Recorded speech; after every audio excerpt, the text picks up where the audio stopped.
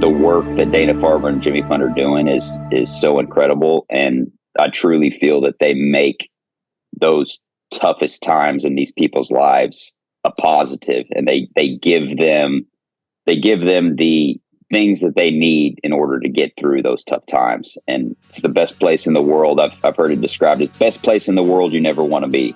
I truly believe that. Hello, everyone, and welcome to Crazy Good Turns, the podcast that recognizes and celebrates people who do amazing things for others.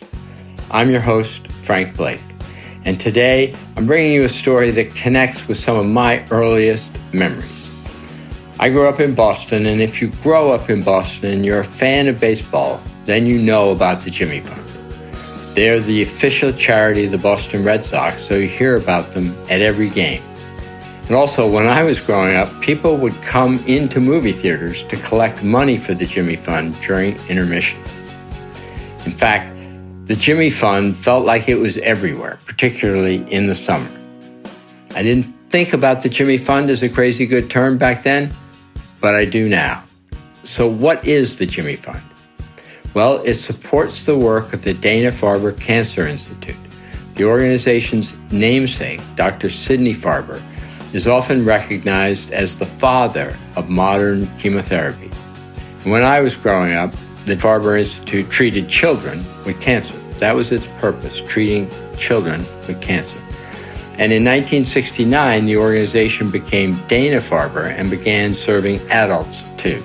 Today, the Jimmy Fund is an organization that raises more than $100 million annually. That money supports the ongoing work at the Dana-Farber Institute as it develops new treatments used to treat cancer, treatments that are used around the world.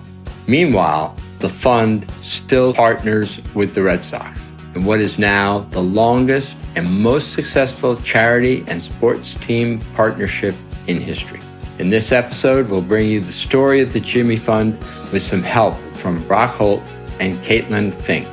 Brock is a former Major League Baseball player and two-time World Series champion who spent 7 years with the Boston Red Sox. Today, among other things, he is the co-chair for the Jimmy Fund, serving as a spokesman and ambassador for the organization. Caitlin is a vice president of the Jimmy Fund. She's worked for the past 22 years there, and so she's seen firsthand powerful difference that the organization can make. Brock and Caitlin will share how the Jimmy Fund and Dana-Farber are helping families and children who are fighting cancer today. They'll talk about what it's like to visit the center in person, and Brock will explain why, despite all of the hardships its residents face, he feels that the Dana-Farber Institute is the best place in the world. You'll hear a lot of good lessons along the way about hope, about resilience, and about life. Please enjoy our discussion with Brock and Caitlin. Caitlin and Brock, welcome to Crazy Good Turns. Thank you very much for joining us. Thank you for what you do. And I'd like to start out by just asking each of you to introduce yourselves to our listeners. My name's Brock Holt, former Major League Baseball player, most notably with the Boston Red Sox, and now very honored to be co-chair of the Jimmy Fund with Nested broadcaster Tom Caron. I'm a dad first, husband second, and everything else kind of after that. Caitlin Fink, I'm vice president of the Jimmy Fund.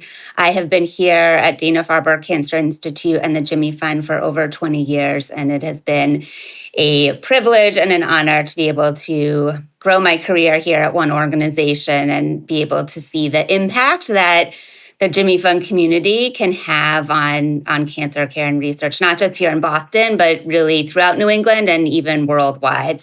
All right, so I grew up in Boston, and I am very familiar with the Jimmy Fund, but I suspect that many in our audience might not be. So let me start by asking the backstory of the Jimmy Fund in your own words. The Jimmy Fund started back in 1948. So in 47, Sidney Farber was doing research on pediatric cancer at the Children's Cancer Research Foundation. And the following year, he had a patient named Einar Gustafsson, who we dubbed Jimmy to protect his identity. But Ralph Edwards did a national radio program called Truth and Consequences, and he broadcasted live from Jimmy's bedside.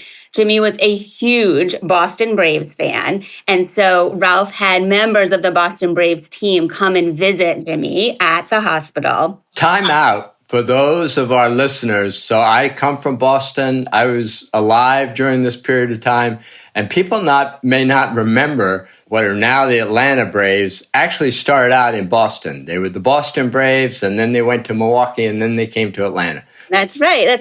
So it was Jimmy's favorite team. And at the end of this radio broadcast, there was a call to action out to the listeners to say, hey, send your money in. Our goal here is to buy Jimmy a TV set so he can watch his favorite team from his hospital room. And the money just started pouring in. $200,000 was raised. And this is in 1948. A lot of money in 1948. A lot of money. And that's how the Jimmy Fund was born. And so for the past 75 years, it's been all about communities coming together and raising these critical funds that are making a difference for both patient care as well as the research happening here at Dana-Farber. So to me, when I think about the Jimmy Fund, the first word that comes to mind is community. It's about the power of the masses coming together and what groups can do and how we can rally groups around a single cause. And I'm curious, Brock, you're from Texas, right? And I'm thinking you didn't grow up hearing about the Jimmy Fund. How did you become aware of it? Yeah, like you said, growing up in Texas, didn't obviously now know all the history behind it, but I was introduced to the Jimmy Fund my first spring training. I got traded to the Red Sox off season of 2012. So 2013 was my first spring training with Boston. Every year, Lisa Scherber brings down a group of teenagers to spring training to spend a few days down, and they come to the field, and we go out and meet them. They come to the game, and David Ross and Will Middlebrooks were co-captains of the Jimmy Fund that year. And that was my first introduction is that teen visit there in spring training. And I became curious as to what the Jimmy Fund was and what they did. And David Ross was a good leader, not only for us on the field, but also off the field. And I got to learn a little bit about what the Jimmy Fund does and what it means and how the Red Sox and Dana-Farber and the Jimmy Fund coexist and support each other. And from that moment on, I knew it was something that I wanted to be a part of. What was it that connected with you? What made you want to participate?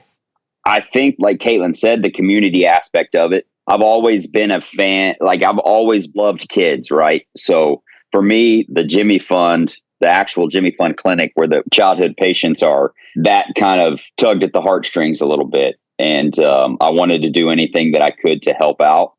And with the partnership that the Red Sox and the Jimmy Fund have, that was something that I could jump right into and know that I was doing something to help other people. For me, the Jimmy Fund is about the community, but it's also about building relationships, and built a lot of really good relationships over the years with patients, with families, with people that work there. And, it's just a special place for me and my wife, Lakin, and our two boys. And we love helping out however we can. That's awesome. Caitlin, maybe again for our listeners, give some background on the relationship between the Jimmy Fund and the Dana-Farber Institute. Yeah, so it's a great question because a lot of people will think of them as two separate organizations, but they are one and the same. And so that story of how it all came together, the Jimmy Fund was born out of those donations pouring in, and it was to support what was then the Children's Cancer Research Foundation. From there, it became the Sidney Farber Cancer Center. At that point, we started treating both pediatric patients and adult patients.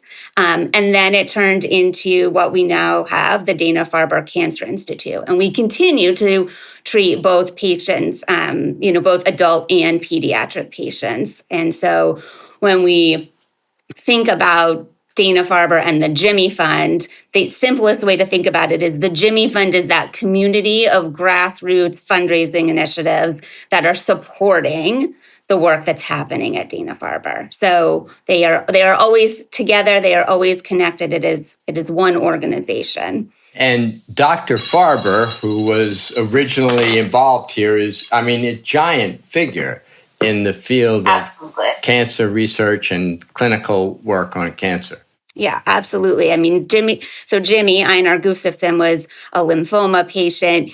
For years, nobody knew what happened to Jimmy. We assumed he had passed away. And in the 90s, he came back and he reintroduced himself to Dana-Farber and the Jimmy Fund. He said, I'm Jimmy. He had the original Boston Braves uniform that the team had given him. He had saved it all those years. And he was a grown man. He was a grandfather and living up in Maine. And he came back to the Jimmy Fund and started telling his story and supporting us until he passed away of nothing to do with cancer. And that was because of the work that Sidney Farber was doing. He really made life-saving advancements within the pediatric cancer realm. And we continue to build off of that progress today. So when I was growing up, I remember if you went to a movie theater in the Boston area, they would have a real, sort of an intermission that would raise money for the Jimmy Fund. People would come around the Jimmy Fund and with a tin can, and that literally raised money during the movie. I'm curious, how much money over time has the Jimmy Fund raised? And what do you all do now that maintains that level of community involvement? Yeah, I mean, hundreds of millions of dollars. We're raising $100 million a year at this point under that Jimmy Fund umbrella, and that's coming in from about 100,000 donors each year. So again, that community, that power of the masses, it's what's driving this progress forward.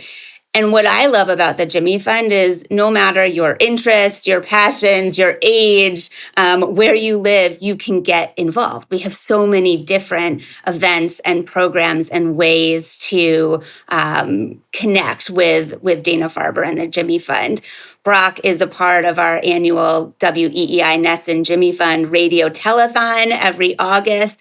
It's an incredible 2-day broadcast that highlights the work that's happening at Dana-Farber. EEI and Nesson, they donate the airwaves for those 2 days, and we're hearing from patients, doctors, researchers, nurses, family members.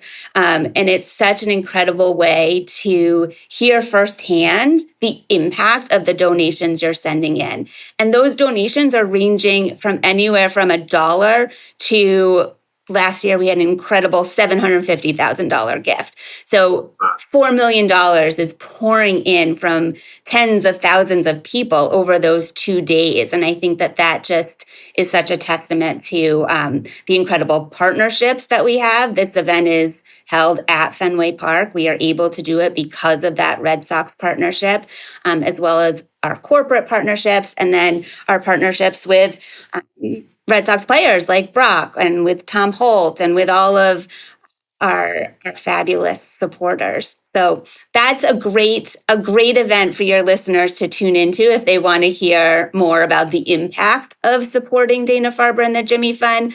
We also have a walk every fall. It's the longest most successful single day walk in the country. And then we have a community that's putting their own events on. So we have everything from lemonade stands to, big dinners and galas. And these volunteers are putting these events on our behalf. So there's really something for everyone. I think Brock, I read that you and your wife did a marathon. We did.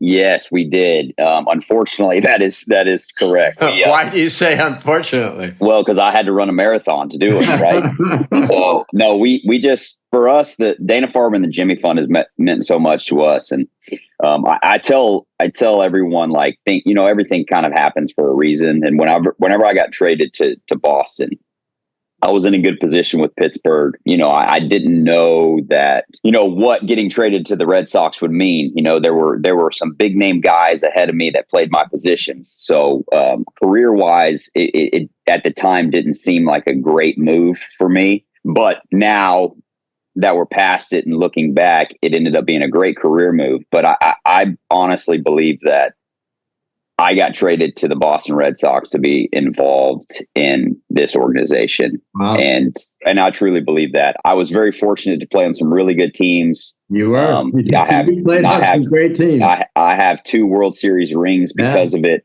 I have some of my best friends to this day. I honestly believe that I was meant to be in Boston to be involved with Dana-Farber and the Jimmy Fund. And me and my wife we did so much work while we were up there. And once I signed with Milwaukee and then Texas in 21, my love for the organization didn't go away, and I still wanted to be able to help. We were just sitting around the house talking one day, and we were like, hey, what if we run the marathon for Dana-Farber and the Jimmy Fund? And I think it started out as a kind of a joke, and then it turned into a serious thing. And then I happened to announce it, I think, at the telethon. We ran it in 2023. So I announced it on TV. Congratulations. So then we had to do it. So you threw the wallet in the middle of the road. Yeah, we had to do it. I think Lakin, she was sitting there behind the cameras, and I said it, and she was like, "Oh no, that means we're really having to do it." But it was a great day, something that we'll never forget, and just the support. I mean, it's crazy from start to finish in the marathon. The support that you feel from everyone is a great feeling. It gets you it honestly gets you to the finish line. And I feel like that kind of support is what we feel at the Jimmy Fund and Dana-Farber, and with the work that we're trying to do and raise money. And like Caitlin, I'll second the telethon. The telethon is a tremendous 2 days. And you get to hear stories from patients to parents of kids to family members to doctors to researchers, and you really get to understand about where your money is going and what it's helping do. We're trying to raise as much as we can to help as many people as we can, and hopefully one day we can solve this cancer thing. I mean, everyone's been affected by it, right? And we're just trying to do what we can to help those people out. So I'm sure both of you have spent time visiting with patients and interacting with them. Do you have a favorite memory from that, or a patient who particularly stands out? And I'll start with you, Caitlin, and then Brock. Yeah, there's so many over the years. I mean, I think the patients are really at the heart of every decision that is made here at Dana-Farber. And you see it from the moment you drive up. People will talk about the valets as they arrive being so kind and warm and just setting the tone for the first moment you step out of your car and head into Dana-Farber. And I think that sets the stage for the experience that they're going to have. And because of that, the patients are really open, and they are trusting us with so much, and you're able to form such incredible relationships with them because of that.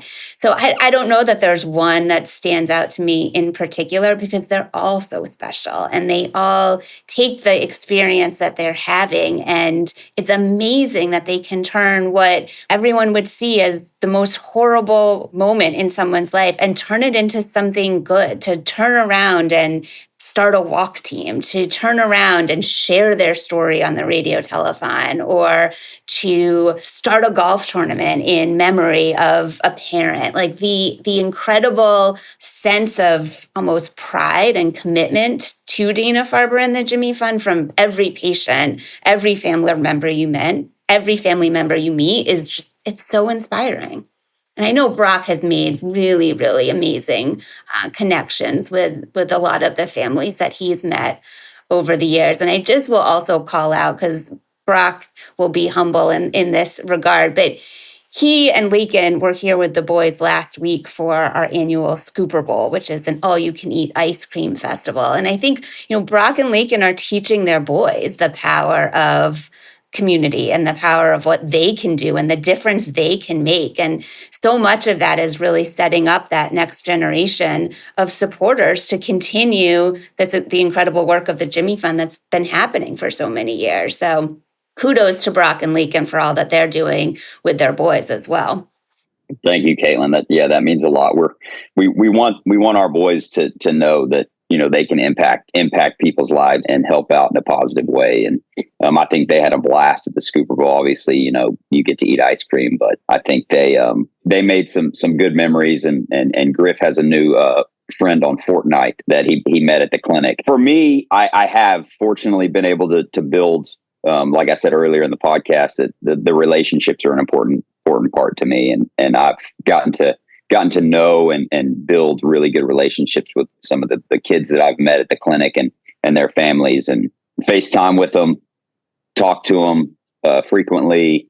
We actually, the Holts go on a ski trip every year up to Stowe with the Clarks who we met through the Jimmy Fund. We stay with them every year. So like Caitlin said, when you go visit the patients, I mean, obviously when you go to the clinic and you talk to the kids, it's more about just like, you know, we're talking video games, we're doing crafts, we're doing, you know, we're trying to figure out how to get their mind off of kind of what they're going through. But if you go and visit the adult patients and you really listen to them talk, yeah, I mean, obviously we're just there to see how they're doing and how's it going. And I'm amazed every time without asking, they just talk about how great Dana-Farber is, and the doctors and the nurses and like Caitlin said, the ballet people. I think it's just a culture that they built there where it's positivity, and it's positivity from bottom to top. And everyone just talks about how great their time has been, how they build a plan out for the patient. They let them know what's going on, how we're going to help. And I haven't met a person that had one negative thing to say about the organization. And everyone's like, if I wouldn't have come here, I don't know if I'd be here. So much positivity coming out of a place that, you know, you would think there would be the opposite, right? People are going through the worst times in their life and trying to fight a disease that everyone's been affected by, but nobody wants to go through the things that they're going through. And there's just so much light, so much positivity in that building. And it's a joy to experience and to be a part of. All right, Brock, this is an odd question that I'm curious about. Do you ever get requests from the kids or adults that you make a hit in a specific game, sort of a Babe Ruth type request that you have to deal with? Did that happen to you? There were times when I was playing where stuff like that would happen. And I still talk to, he's one of my favorite people I've ever met, but his name is James. And he's a jokester. And he would always, like, I would see him, you know, in the clinic or something after a game where, you know, I didn't play that well.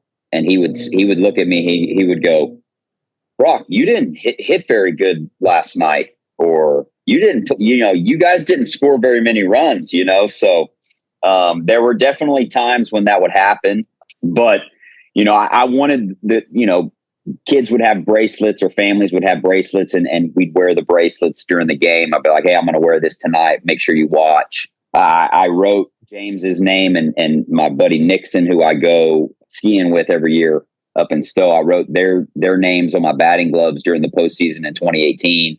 So they could watch and see their names on my batting gloves when I was hitting.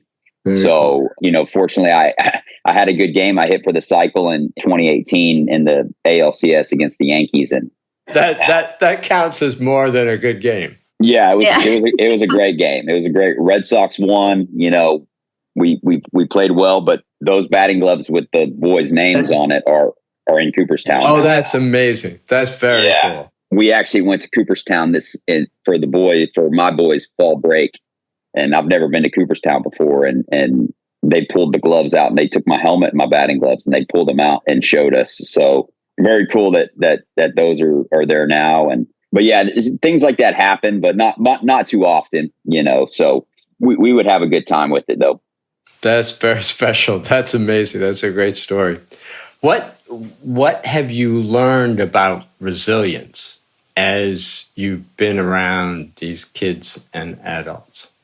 Oh man, for me, you really see how strong people really are. Especially kids. I mean, I was involved in the Jimmy Fund prior to being a dad, and after we had Griff in 2016, it really hit home because we would go and visit, and there would be kids Griff's age in there, little babies, and you just can't. I mean, you can't really put yourself in those shoes, and it puts things into perspective. And you see these kids now healthy, right? Like healthy and thriving. One of the kids that I built a relationship is he's Griff's age. His name's Will, and he's playing hockey now. He's playing hockey. He's a big hockey star, skating around, playing baseball, doing all the things. And whenever he was 1-2 years old, he was going through treatment, and his parents they're just unbelievable people. And you learn how strong the human body really is, and the human mind. And it's an amazing thing to see. And it's something that you never want to see anyone go through. But the work that Dana-Farber and Jimmy Fund are doing is so incredible. And I truly feel that they make those toughest times in these people's lives a positive, and they give them the things that they need in order to get through those tough times. And it's the best place in the world. I've heard it described as the best place in the world you never want to be. I truly believe that, and they're doing so much good work. And like I said, it's an honor to be back involved and be able to help out however we can. Question for both of you. Was there a time when you looked around and it clicked and you say, this is why I'm doing this?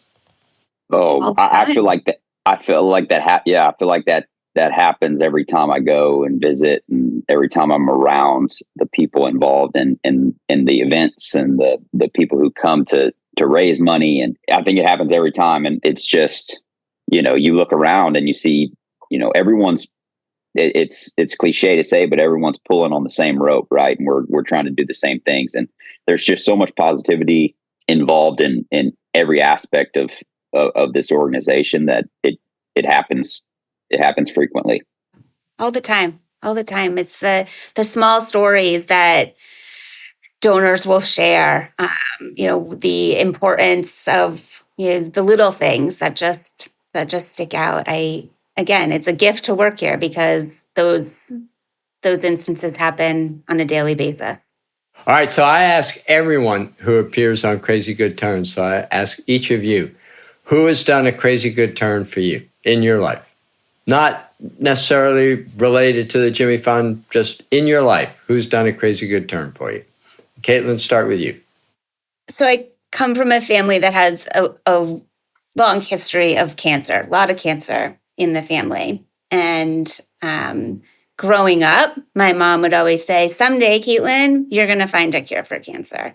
And I wasn't definitely wasn't going the science route, wasn't going to become a doctor, but she just inspired me throughout my youth. And as I was growing up and as I started this career at Dana-Farber and the Jimmy Fund, she's just been sort of my biggest supporter, and has always been so proud of the work that I'm doing here, and believes that I am doing what she told me I would do as a kid, finding a cure for cancer. So I think my mom set the stage for everything that I've been able to accomplish. That's awesome. And Brock, a crazy good turn. Yeah, crazy good turn for me. I can't not mention one of my junior college baseball coaches. His name is Durwood Penny, but we called him Pops. He's since passed away, but one of the nicest men I've ever met. Everyone that went to Navarro Junior College knows who Pops is, and just a positive influence that rooted for everyone. And I think at that time in my life, my first couple years away at school, he was that positive influence to keep me focused on what I wanted to do, which was continue to play baseball and better my baseball career. I kept in touch with him my entire baseball career. He would call me after games. We'd talk. He'd text me. Just a man who positively impacted my life, and that I will always remember. I wrote number 26 on the dirt before every at bat. His number was 26. I have a tattoo now, 26 with a little halo over it, and every time I see it, I think of him. So just a guy who this earth to impact people's lives, and he impacted mine in such a positive way, and helped me grow as a man in those first couple years at college, and helped me with baseball, helped me with life, showed me what true love could really do in a relationship with people. And he's a special person, and I was very lucky to get to know him and be so close to him. Well, thank you. And thank both of you. Thank you for the crazy good turns you're doing for kids and adults with cancer, and just the way both of you are giving back. It's terrific. And we all know, as you started, Brock, we all know everybody, this disease has touched everyone. And so the work you're doing is incredibly important, and thank you for it. Thanks, Frank. Thanks so much for having us on. Yes. This has been our pleasure, and we really appreciate the opportunity to be able to share all of the great work, and more importantly, all of the great people that we get to work with. Yes, thank you so much, Frank. This has been great. The Jimmy Fund, Dana-Farber, they do great work, and I think me and Caitlin, we're both very fortunate to be in the positions we are, and get to work with the people that we get to work with, and be around the people, and a lot of positivity, and we're trying to keep it going, and a lot of people before us that were in our shoes, and we're just trying to carry the torch and do what we can. Perfect. And final thing, Caitlin, maybe tell our audience what they can do if they want to learn more about the Jimmy Fund and if they want to contribute. Absolutely. Yeah, definitely go online, jimmyfund.org. You're going to find everything you need to know. You can read more about the history of Dana-Farber and the Jimmy Fund, our history with the Red Sox. You can make a donation. You can learn how to get involved with our hundreds of events throughout the year, volunteer at the events, and just learn more about what we're doing and where it might resonate most with you. All right. Perfect. Thank you both very much. I hope you've enjoyed our interview with Brock and Caitlin. If you know of any other organization doing great work for others, please let us know by emailing us at hello@crazygoodturns.org. We always welcome suggestions for people to feature on our show. We truly appreciate your listening. If you like what you've heard, please share Crazy Good Turns with friends. Please also support our show by subscribing on Apple Podcasts, Spotify, or the podcasting platform of your choice. And connect with us on the social network of your choice. You'll find us at Crazy Good Turns, all one word.